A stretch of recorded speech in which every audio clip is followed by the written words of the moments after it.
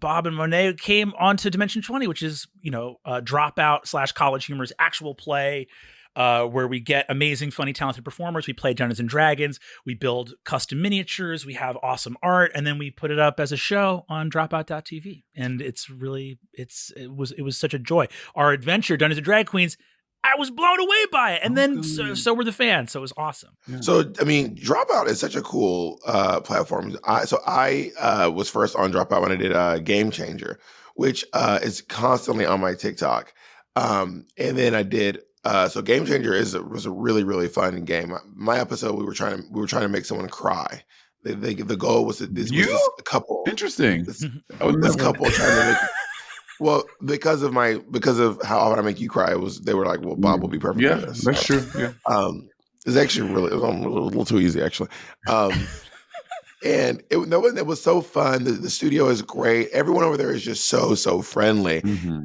But I want to talk specifically about this episode and how it came about, because I mean, I'm not in the world of D&D.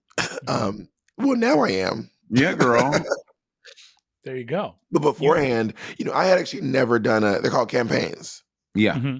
Yes. I had never done a campaign once, even in middle school. I always tell folks I was Yu-Gi-Oh! Strong. When all the nerds were gathering around their little cliques, their West Side Story style game. Pokemon, Yu-Gi-Oh! Digimon. Did Digimon ever have a card? No, it was only TV. They had figurines. Right. For sure. They might have had cards, but I know they had figurines for sure, because I was Digimon and Yu-Gi-Oh! Now, when you were a kid and you were hanging on these groups, there's the Magic the Gathering kids, okay? Mm-hmm. There's the D&D kids. There's the Pokemon kids, the Yu-Gi-Oh! Kids, the Digimon kids. Which table was you sitting at?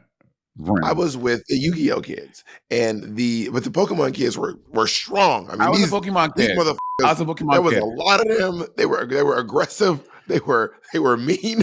I will say this. I started trading Pokemon cards in middle school, and one of the first 4 or 5 packets I bought, I'm not kidding, I got a holographic Charizard card.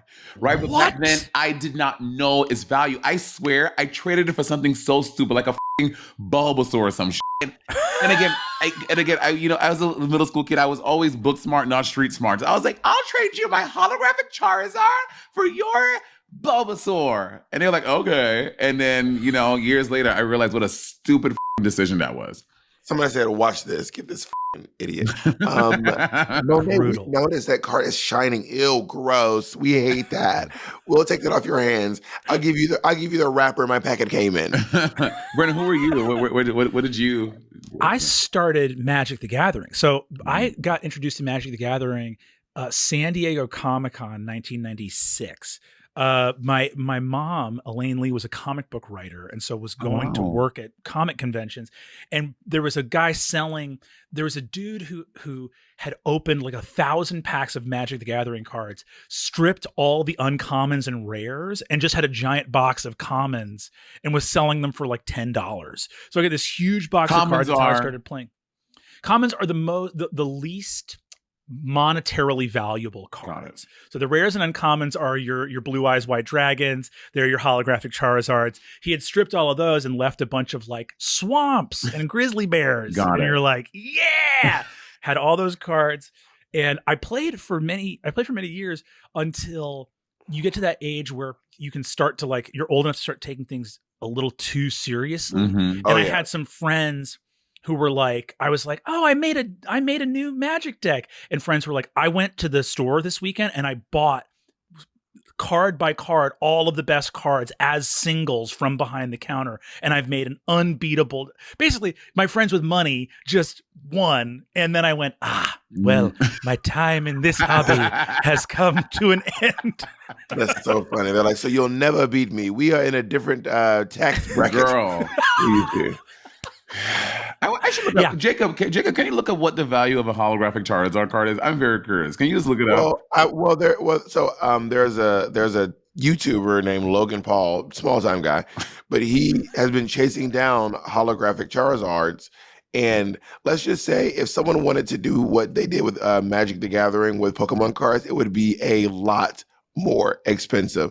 I think he paid I don't want to guess, but it is an ungodly amount. It is more than a house to buy a holographic Charizard card. If you truly had a holographic Charizard card, I did. It literally costs more than a house. I realized like a very nice house. Maybe like that next year, I realized because I was still into Pokemon, but in middle school, you kind of a lot of things were changing for me. My voice is getting deeper. I was trying to like hook up with other guys, so like I had more interests that were percolating. And then like a year, I remember people were like, "Oh, this is really expensive." I was like, "Oh shit!" And then now I'm wondering what it was. Anyway, so Dimension 20. So wait, Jacob has the answer.